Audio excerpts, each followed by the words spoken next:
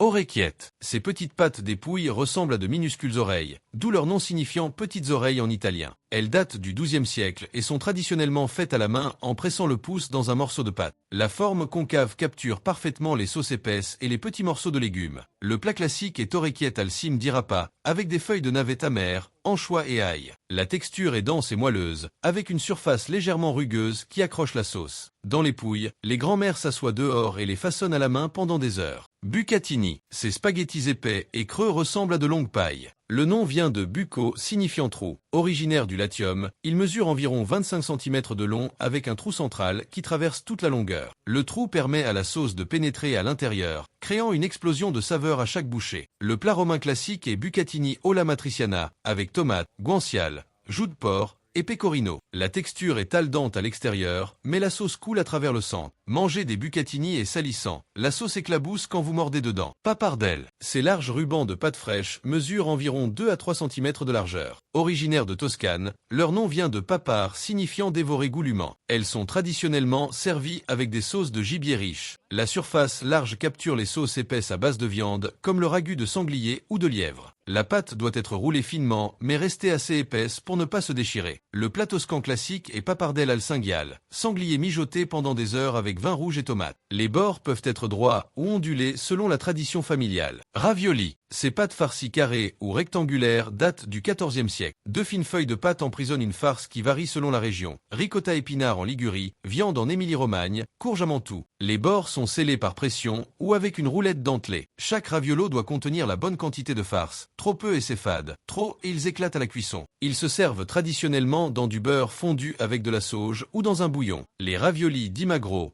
maigres, étaient mangés pendant le carême sans viande. La fermeture doit être hermétique, sinon la farce s'échappe pendant la cuisson. Farfalle. Ces pâtes en forme de nœud papillon sont aussi appelées papillons. Elles viennent de Lombardie et d'Émilie-Romagne. Chaque farfalla est pincé au centre pour créer cette forme distinctive. Le centre épais et les bords fins créent deux textures différentes dans la même pâte. Elles fonctionnent bien dans les salades de pâte froide car elles gardent leur forme. Le plat classique est farfalle al salmone avec saumon fumé et crème. Les enfants italiens les adorent pour leur forme amusante. Les farfales se déclinent en plusieurs tailles. Farfalle, farfaline, petite, farfalloni, grande. Lasagne. Ces larges feuilles plates de pâte sont parmi les plus anciennes formes de pâte datant de la Rome antique. Le nom vient du grec laganon signifiant feuilles plates de pâte coupées en bandes. Elles se superposent en couches alternant avec sauce béchamel, ragu bolognaise et parmesan, puis sont cuites au four. Chaque région a sa version. À Bologne avec ragu et béchamel, à Naples avec ricotta et saucisse. Les lasagnes doivent reposer 10 minutes après cuisson pour que les couches se tiennent. Une vraie lasagne bolognaise contient au moins 6 couches. Les bords peuvent être droits ou ondulés selon la tradition. Penne. Ces tubes courts coupés en diagonale furent inventés en 1865 en Ligurie. Le nom vient de penna, signifiant plume ou stylo à cause de la coupe en biseau. La surface peut être lisse, penne lisse ou striée, penne rigate. Les stries retiennent mieux la sauce que la version lisse. Le plat classique est penne all'arrabbiata, sauce tomate épicée avec ail et piment. Les pennes sont la pâte parfaite pour les sauces épaisses qui remplissent le tube creux. Elles cuisent uniformément grâce à leur épaisseur constante. Les pennes rigates dominent maintenant le marché. Les lisses sont devenues rares. Tortellini. Ces petites pâtes farcies en forme d'anneau viennent de Bologne et Modène. La légende dit qu'un aubergiste créa leur forme en s'inspirant du nombril de Vénus qu'il aperçut par le trou de la serrure. La farce traditionnelle contient porc, prosciutto, mortadelle,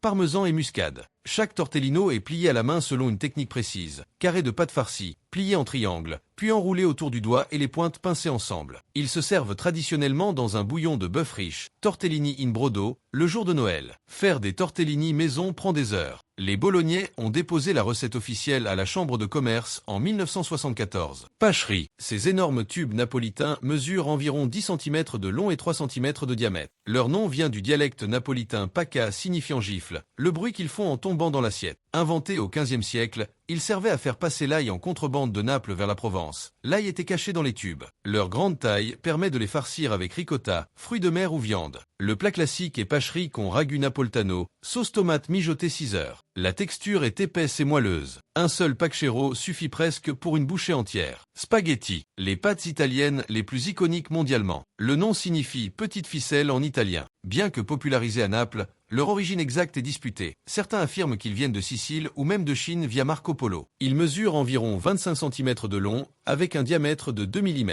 Le plat napolitain classique est spaghetti al pomodoro, sauce tomate simple simple avec basilic. Mais les variations sont infinies. Carbonara romaine, aglio olio e peperoncino, al vongole avec palourde. Les Italiens les cuisent toujours al dente, fermes sous la dent. Les spaghettis ne doivent jamais être cassés avant cuisson. C'est considéré comme un sacrilège. Ils se mangent en les enroulant autour de la fourchette, jamais coupés.